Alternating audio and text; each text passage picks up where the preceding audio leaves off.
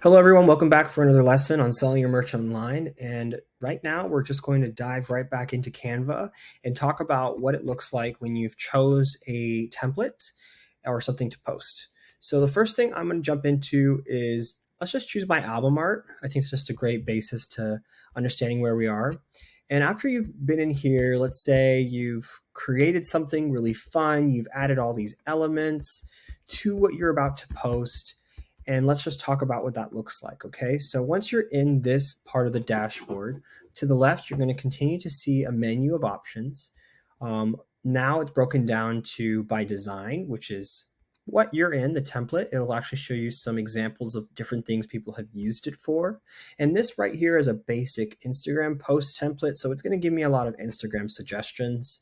If I were to go to the elements, elements are where you'll find a lot of icons. So if you see like these little squares or this little symbol in the back or those things, this little like this man, I find a lot of these in the elements section. And I like to use elements because it simplifies a lot of the ideas that I'm using. I don't have to worry about gender and color and all those other things when putting people and faces on the top of music, which I feel should be connecting with everyone. And I never want to pigeonhole myself by putting just a single image of something. It's just a personal, what would you call it, preference, I guess, in the way that I design, but in no way does that have to be a rule for you. I'm just expressing my reasons for choosing these things. So those are elements, which I use quite a bit in my designs.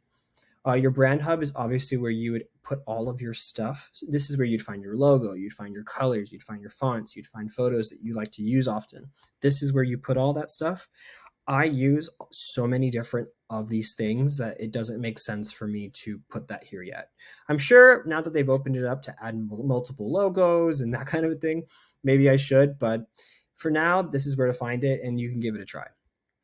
Uploads, great section. This is where you upload all your pictures of yourself, videos of yourself, and audio of your music. For me, that's where a lot of my music is. So this is where all my uploads are. And the reason I pay for Canva mainly is so I can upload as much as possible.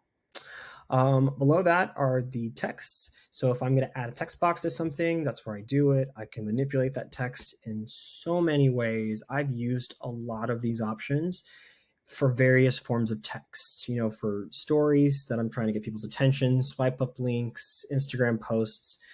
You think it, this is great for it. So I think the text section is pretty awesome.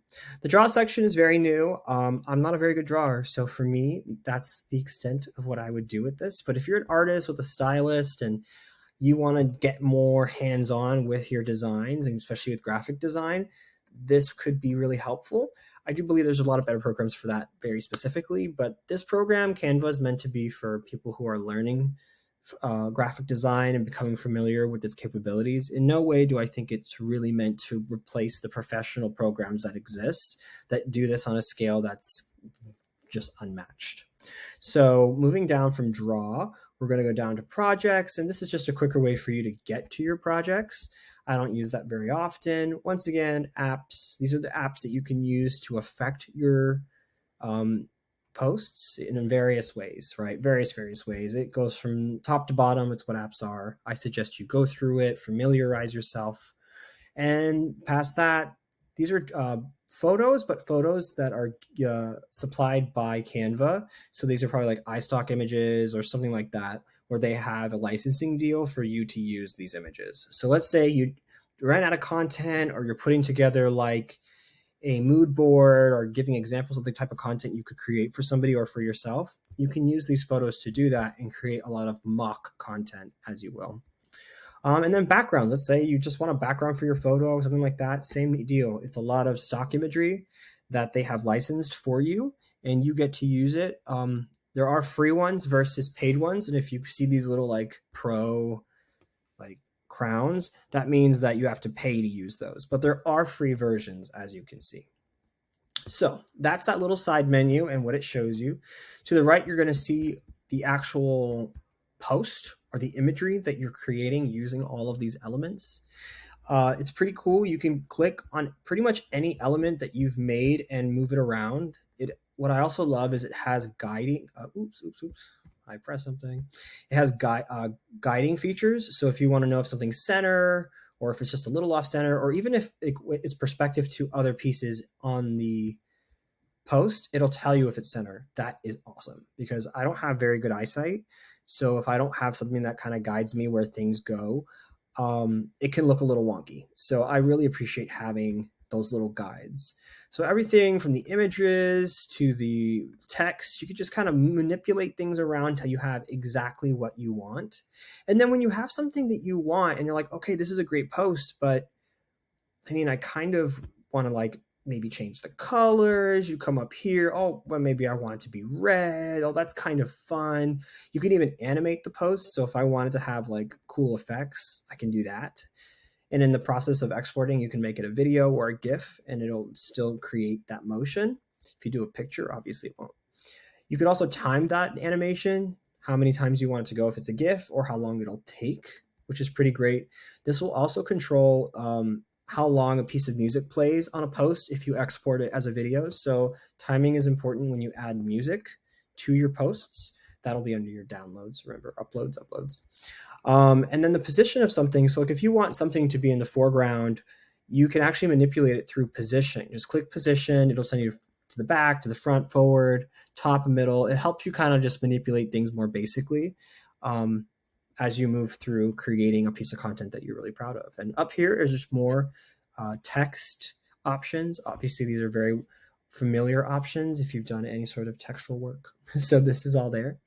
And that is almost the last thing I wanted to show you. The last thing that I think is very cool is, let's say you've created 60 posts that are awesome. You feel so good about them and you're like, oh my God, these would make great stories. Well, there's this amazing button that if you're paying for Canva, you can press resize. And I can actually resize all of these images into anything I want. And down here, if you go to where it has templates, I can be like, oh, great, I could resize this into an Instagram story. So I'm going to press copy and resize. Boom. Now you can see that everything is a little wonky. It does need to be manipulated and not every image is going to conform well. But the idea is like some of them will. So like this one right here, not so bad. I mean, I could probably expand that text, right? That's kind of cool. And this is supposed to be like an Instagram post. So maybe if I go over here and I do like swipe up. Oh, okay. That's cool. Centers it for everything. I kind of want it bigger. Maybe we can animate it. Dope. And now I've got this really cool swipe up story that looks exactly like the post. Like the familiarity is there, right? It's my logo. It's the same type of font that I use a lot. It has my website. Like this is the kind of stuff that makes people feel confident in your knowledge and makes them want to buy things from you. So this is really awesome. It's a very rudimentary exploration of what Canva is. I just wanted to show you what I use so that I don't overwhelm you with all these new tools and skill sets. And that's mainly what this video is for. So if you have any questions, always reach out. If you want to share your findings, your posts, post it in our Facebook group. We're always excited to see how well you're doing and share our advice with everybody. It's just meant to grow together, and I really hope you find this as useful as I did. All right. Well, I'll see you in our next lesson, and I hope you're having fun.